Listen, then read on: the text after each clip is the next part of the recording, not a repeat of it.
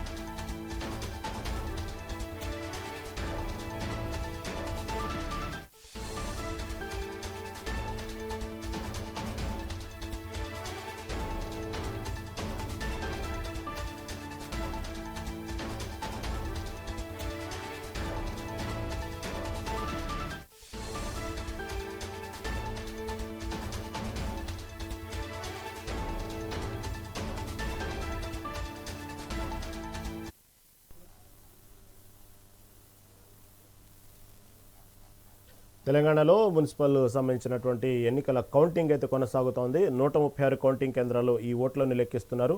116 మున్సిపాలిటీలు, 7 కార్పొరేషన్లకు జరిగిన ఓటింగ్ జరిగింది. ఇక మొదటగా పోస్టల్ బ్యాలెట్ ఓట్లను లెక్కించారు. అయితే ఇవాళ సాయంత్రానికి ఫలితాలపై ఓ స్పష్టత వచ్చే అవకాశం అయితే ఉంది. ఒక్కో టేబుల్పై ఒక్కో రౌండ్లో 1000 ఓట్లను లెక్కిస్తున్నారు. పురపాలక సంఘాల్లో 2 రౌండ్లలోనే ఓట్ల లెక్కింపు ప్రక్రియ పూర్తి కానుంది. ఓట్ల లెక్కింపులో పురపాలికల్లో వార్డుకో టేబుల్, నగరపాలికల్లో డివిజన్కో టేబుల్ ఏర్పాటు చేశారు. ఒక్కో టేబుల్పై ఒక్కో రౌండ్లో 1000 ఓట్ల చొప్పున లెక్కిస్తున్నారు. ఇక ఉదయం 11 గంటలకు మొదటి ఫలితం వచ్చే అవకాశం ఉంది. ఈ ఎన్నికల్లో కాంగ్రెస్, బీజేపీ, బీఆర్ఎస్లో పోటాపోటీగా తలబడ్డాయి. ఇటు జనసేన పార్టీ, ఎంఐఎంలు కూడా ఈ ఎన్నికల్లో పోటీ చేయడం విశేషం. ఇప్పటి వరకు వచ్చిన ఫలితాల్లో కాంగ్రెస్ హవా కొనసాగుతుంది. ఆ తర్వాతి స్థానంలో బీఆర్ఎస్, బీజేపీలు గెలుస్తున్నాయి.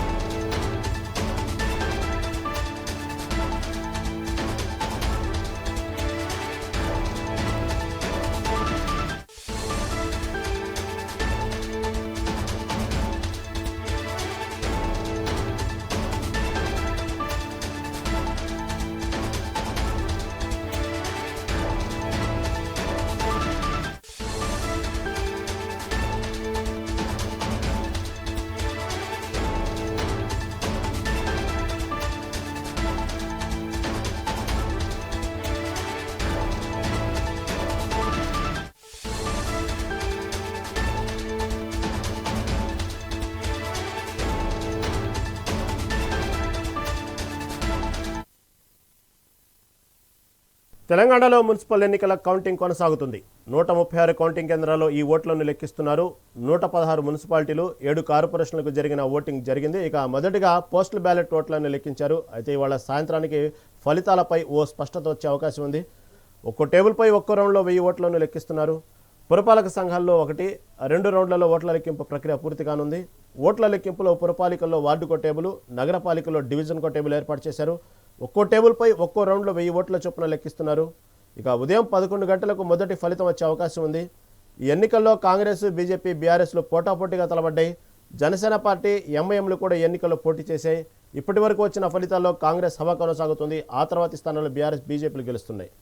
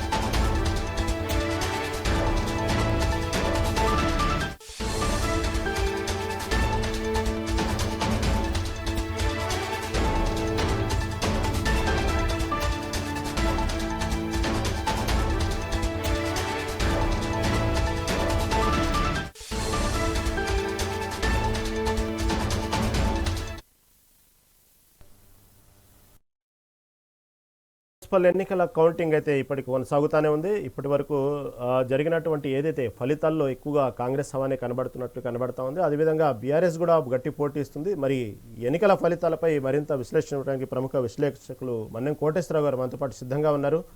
కోటేశ్వరరావు గారు నమస్తే అండి. నమస్తే కోటేశ్వరరావు గారు, మొదటి నుంచి ఏదైతే ఈ మున్సిపల్ సంబంధించిన ఎన్నికల్లో అయితే పోటాపోటీగా 3 పార్టీలు కూడా ప్రముఖంగా పోటీ పడ్డాయి. ఎక్కడ కూడా అసెంబ్లీ ఎన్నికల లాగానే దీన్ని కూడా ఏమాత్రం తగ్గకుండా ప్రచారాలు కానివ్వండి, విమర్శలు, ప్రతి విమర్శలు మనం మొదటి నుంచి చూసాము. ఆ తర్వాత ఎన్నికల రోజు ఏదైతే ఎగ్జిట్ పోల్స్ చెప్పినాయో దాని ప్రకారమే దాదాపుగా అధికార పార్టీ కాంగ్రెస్ని హవా కొనసాగిస్తూ ఉంది. అయితే బీఆర్ఎస్ కూడా ఏమాత్రం తగ్గట్లేదండి, గట్టి పోటీ ఇస్తున్నట్లు కనబడతా ఉంది. దాదాపుగా ఏదో సంగారెడ్డి జిల్లా సంబంధించినటువంటి ఒక మున్సిపాలిటీ కూడా ఇప్పటికే మ్యాజిక్ ఫిగర్ దాటి కైవసం చేసుకున్నట్లు కూడా వార్తలు వస్తూ ఉన్నాయి. దీనికి తాజా అప్డేట్ అండి. దానికి సంబంధించినటువంటి ఒకసారి విశ్లేషణ చేసుకుంటే ఇటు పక్క ఇందాక కొద్దిసేపటి క్రితం వచ్చిన వార్తల ప్రకారం చూసుకుంటే ఏదైతే దానికి సంబంధించిన పోస్టల్ బ్యాలెట్ల ఓట్ల విషయంలో అయితే కాంగ్రెస్ హవా కొనసాగింది. ఓవరాల్గా చూసుకుంటే చెప్పినట్టు ఏదైతే 70-80% రాష్ట్ర ప్రభుత్వమే దాదాపుగా దక్కించుకోవాలి, మనమే మున్సిపాలిటీలు అధికంగా గెలవాలి అని రేవంత్ రెడ్డి చెప్పినటువంటి ఏదైతే విషయం ఉందో ఆ దిశగానే పయనిస్తున్నట్లు అర్థమవుతా ఉంది. తాజా విశ్లేషణ ఏంటి సార్?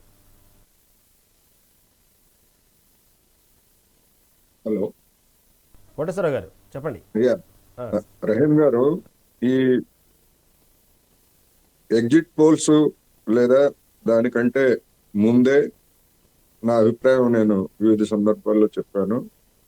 గ్రామ పంచాయతీ ఎన్నికల్లో వచ్చినటువంటి ప్యాటర్న్ మున్సిపాలిటీల్లో కూడా పునరావృతం అయ్యేటువంటి అవకాశం ఉంది. గ్రామ పంచాయతీల్లో ఎట్లాగైతే అనుకున్న దానికంటే బీఆర్ఎస్ పార్టీ గట్టి పోటీ ఇచ్చింది, స్థానాలను కూడా అది గెలుచుకుంది అనేటువంటిది రుజువైంది.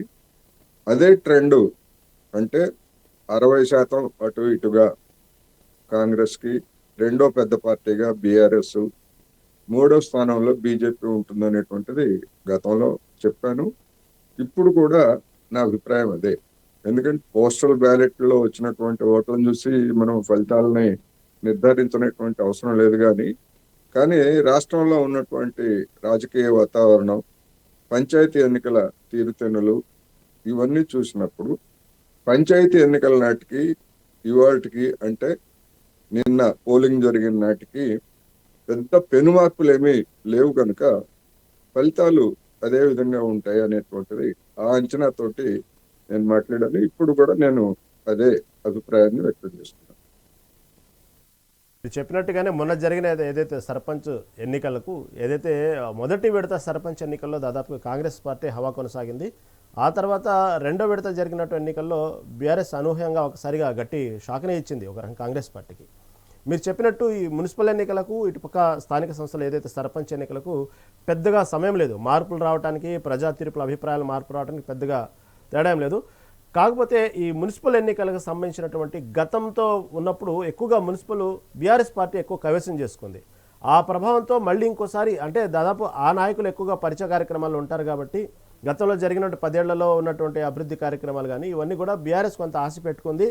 ఇటీవల జరిగిన కొన్ని పరిణామాలు కూడా పెద్దగా మీరు చెప్పిన భారీ మార్పులు అయితే ఏం లేవు, కానీ కొన్ని చిన్న చిన్న సంఘటనలు మినహా. అయితే ఇక్కడ చూసుకుంటే ఈ సంగారెడ్డి జిల్లా సంబంధించినట్టు మొదటి బోణి బీఆర్ఎస్తోనే మొదటిగా బోణి కొట్టింది కాబట్టి ఇక ఇదే ఉత్సాహంతో దూసుకుని వెళ్ళిపోతాం అనే ధోరణిలో బీఆర్ఎస్ పార్టీ ఉంది.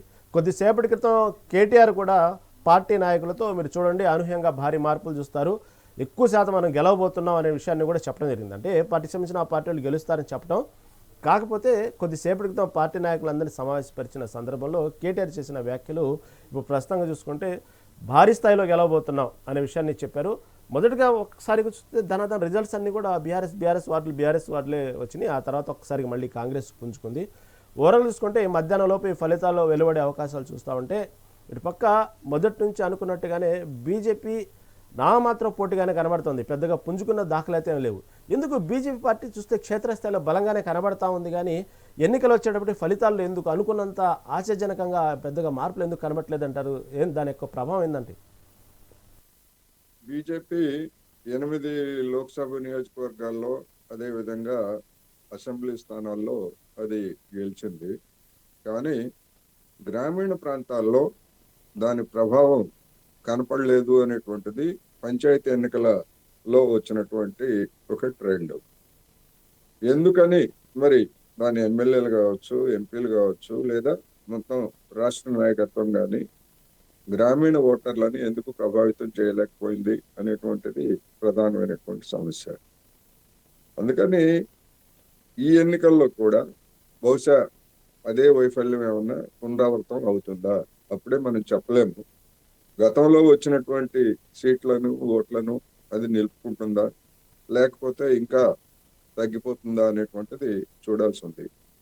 ఇక కేటీఆర్ ఎన్నికల ఫలితాలు వస్తున్నటువంటి సమయంలో ఆ విధమైనటువంటి ఆశాభావాన్ని తన కార్యకర్తలకి కల్పించవచ్చు.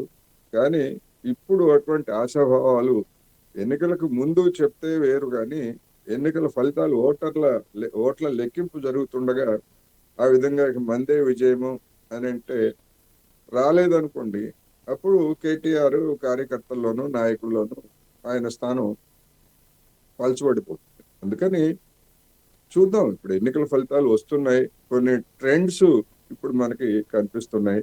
ఆ ట్రెండ్స్ ప్రకారం నేను ముందే చెప్పినట్టుగా బీఆర్ఎస్ పంచాయతీ ఎన్నికల్లో ఎట్లాగైతే తన యొక్క బలాన్ని చూపించిందో, అనుకున్న దానికంటే ఎక్కువ సీట్లే సర్పంచ్ స్థానాలు వచ్చాయో, మరి ఇప్పుడు కూడా అదే రేంజ్ లో రావచ్చు.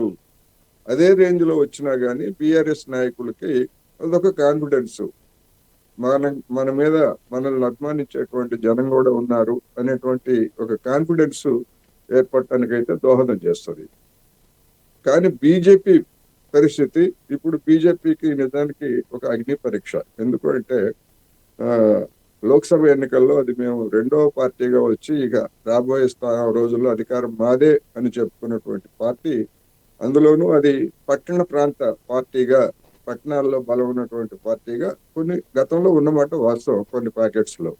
కానీ ఇప్పుడు మరి ఆ పాకెట్స్ ను కూడా నిలుపుకుంటుందా లేదా అనేటువంటిది పెద్ద సమస్య. ఒకవేళ నిలుపుకున్నా గానీ అది క్లెయిమ్ చేసిన విధంగా అది మా బలం ఇంత పెరిగింది అంత పెరిగింది అని చెప్పినటువంటి మాటల్ని రాబోయే రోజుల్లో జనం విశ్వసించేటువంటి అవకాశం ఉండదు. వీళ్ళు అతిశయోక్తులు ఇట్లాగే చెప్తారులే, ఏమీ లేకపోయినా కానీ అక్కడ మహాసముద్రాలు ఉన్నాయని చెప్తారు, ఎండమాములు తప్ప అనేటువంటి అభిప్రాయం కొన్ని సందర్భాల్లో వ్యక్తమైంది.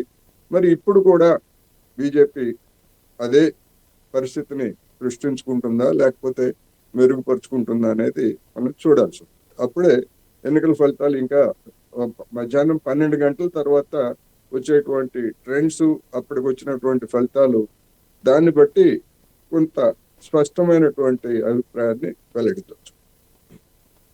గారు ఇక్కడ చూసుకున్నట్టే ప్రధాన పోటీ కాంగ్రెస్ బీఆర్ఎస్ మధ్యనే కనబడతా ఉంది.